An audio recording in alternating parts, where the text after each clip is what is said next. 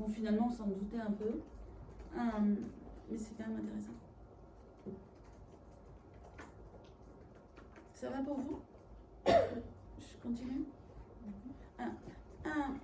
Le troisième grand type de recherche, j'en avais sélectionné 4, de gens qui ont travaillé comme ça sur la sociologie des écoles alternatives. C'est des gens qui ont travaillé sur le vécu des anciens élèves, en se demandant comment est-ce que les anciens élèves avaient vécu leur scolarité. Là, on a pas mal de recherches aussi, avec toujours différentes méthodologies, questionnaire ou entretien. Alors, un exemple de recherche par questionnaire,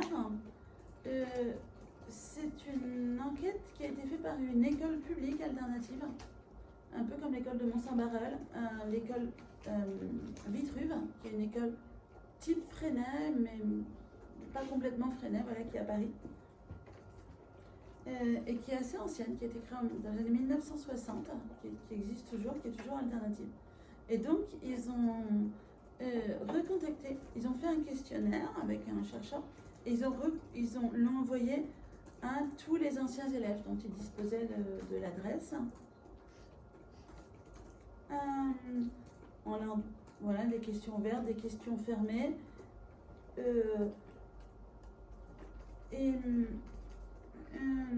Notamment une question qui était qu'est-ce qu'ils en avaient retenu de cette école, de ces années-là. Et ce qui revient le plus, c'est les apprentissages, voilà, sans s'en apercevoir, en s'amusant, sans ennui. C'est la proximité avec les adultes, tout ce qui est du côté épanouissement, confiance, etc. Et majoritairement, ils disent beaucoup que quand ils sont passés dans une autre école, ils savaient mieux prendre la parole, ils avaient beaucoup appris la vie en société, vivre avec les autres, s'adapter, se débrouiller, etc. Mais là, comme c'est l'école elle-même qui a fait le questionnaire, est-ce qu'on peut y croire, vu qu'au final, c'est sa publicité? Alors, elle l'a fait avec un chercheur. Que les élèves auraient répondu des choses pour faire plaisir aux enseignants? Et qu'ils auraient pu prendre que les commentaires qui allaient dans leur sens. Non, parce que c'est un chercheur qui l'a fait. Avec l'école. Enfin, c'est avec le soutien de l'école. Donc, je sais pas, non, ça a été fait en vrai, quoi. La personne extérieure, elle est là pour ça. Non, j'ai pas de doute, mais vous avez raison de pouvoir poser la question. Je pense que ça serait une école privée, peut-être on se poserait plus la question, mais une école publique, à la limite, elle a... C'est une école publique. C'est une école publique, oui. Elle n'a pas à faire de publicité, vous voyez.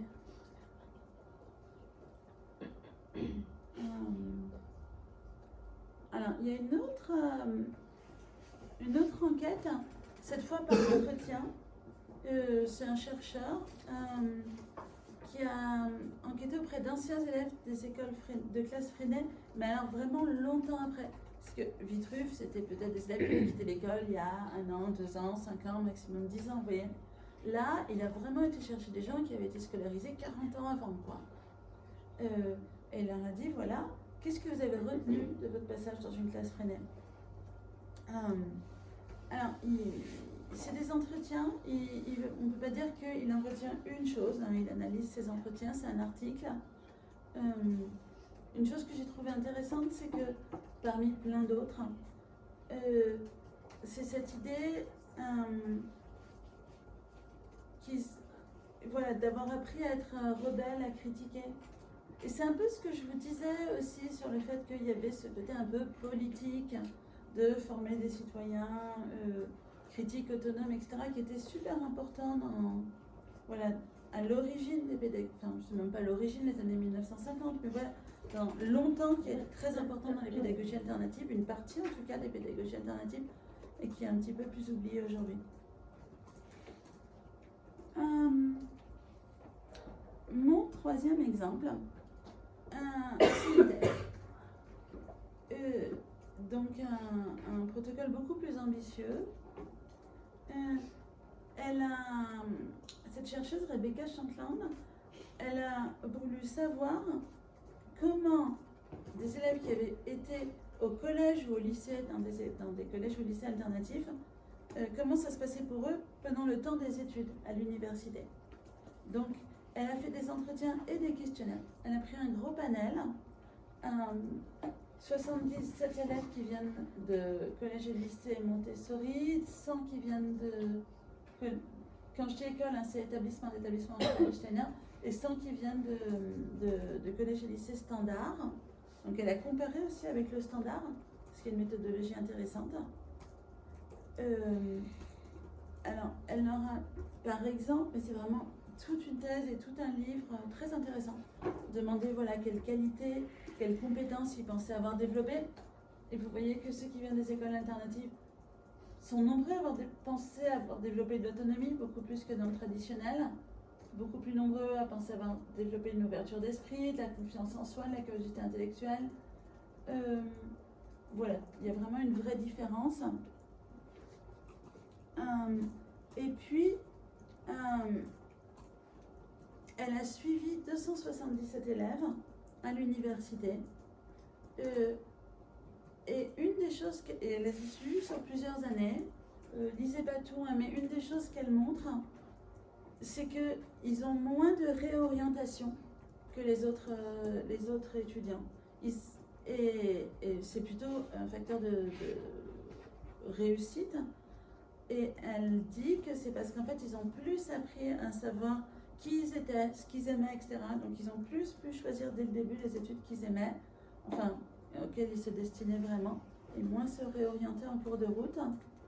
Vous voyez, 70 ont réellement choisi leur orientation contre 40%. Et puis, mais ça, c'est pas marqué là, ils sont beaucoup moins nombreux à être en dépression. La dépression est quelque chose d'important à l'université dans les premières années, vous devez le savoir. Et il y a beaucoup moins d'étudiants dépressifs ou qui ont des troubles de ce type dans les élèves issus des écoles alternatives. En gros, ils réussissent mieux à l'université, aussi parce qu'ils savent plus s'organiser, ils ont plus d'autonomie dans leur travail, etc. Voilà. Ça, je trouvais ça intéressant parce que c'est un très gros échantillon et elle montre, vous voyez, et le fait de comparer avec le classique, elle montre vraiment quelque chose, quoi.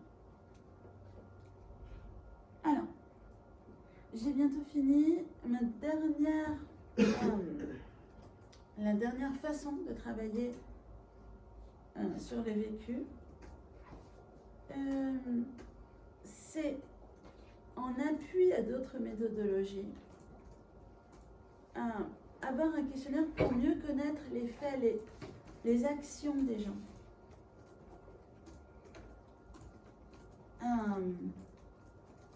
Et là, c'est une recherche que j'aime beaucoup, que je vous présente. C'est des gens qui ont travaillé sur la triche à l'université. C'est comme l'ennui. Moi, je trouve qu'il y a des beaux sujets, quoi, sur lesquels on travaille peu. Donc, ils ont fait passer 1815 questionnaires, voilà, des étudiants. Et ils voulaient savoir s'ils trichaient, pourquoi ils trichaient, à quel moment qu'ils trichaient le plus, en sciences, en lettres, etc. Donc il y a 70% des étudiants qui disent qu'ils ont triché à leur scolarité, mais seulement 11% à l'université et 10% qui le font souvent. En mettant à part le fait de demander ou donner une réponse à son voisin, ils ne considèrent pas que c'est de la triche. C'est sauf pour.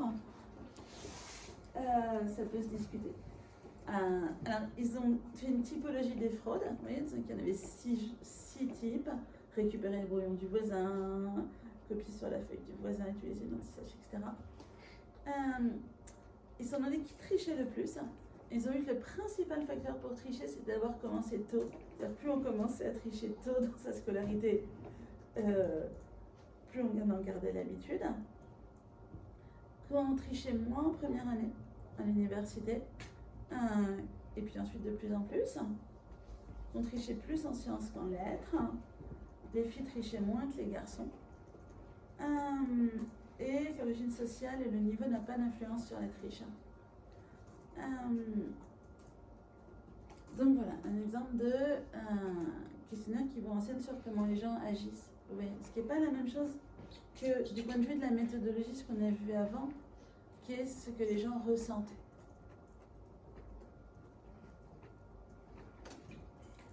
conclusion, je voudrais pas vous avoir trop tenté avec la méthode du questionnaire. Parce que tous les étudiants que j'ai eu les années précédentes qui ont voulu faire des questionnaires, et surtout ceux qui se sont dit je vais faire un questionnaire, je vais le diffuser en ligne sur les réseaux sociaux, les gens vont me répondre, ça n'a vraiment pas marché. Ils ont eu plein de problèmes. Parce qu'en fait, il y a plein de groupes type Facebook, etc., d'écoles alternatives, classes autonomes, etc. Et puis en mars-avril, sur ces groupes, on est envahi d'étudiants qui disent j'ai un questionnaire sur l'autonomie en maternelle, j'ai un questionnaire sur la classe flexible, j'ai un questionnaire, s'il vous plaît, répondez. Et des gens de toute la France, hein. Donc il y en a trop, les gens répondent plus. Au début, ça va, il y en avait un ou deux, quoi. Mais moi qui suis sur plein de groupes, je vois bien quoi, qu'il y en a énormément et que donc il n'y a pas beaucoup de réponses, c'est pas facile. Ça c'est la première difficulté. Et puis la deuxième difficulté, c'est qu'en fait c'est difficile de décoller un petit peu au niveau de l'analyse. On a juste un questionnaire. Bon, ben, on a un sondage, quoi. Un sondage, c'est pas un mémoire. Et ça suffit pas pour vous voyez. Après, il faut de l'analyse derrière et c'est plus facile avec des entretiens, c'est plus facile, je trouve, en tout cas, avec des observations. Je trouve que méthodologiquement, en tout cas, ces 2-3 dernières années, j'ai trouvé que j'ai eu des mémoires que sur les questionnaires qui n'ont pas marché, quoi. Donc, je vous conseille en tout cas pas la méthode du questionnaire en ligne uniquement comme méthode, vraiment pas, quoi. En complément d'autres choses, oui. Voilà, est-ce que vous avez des questions sur ça? Arrêtez, j'y arriverai.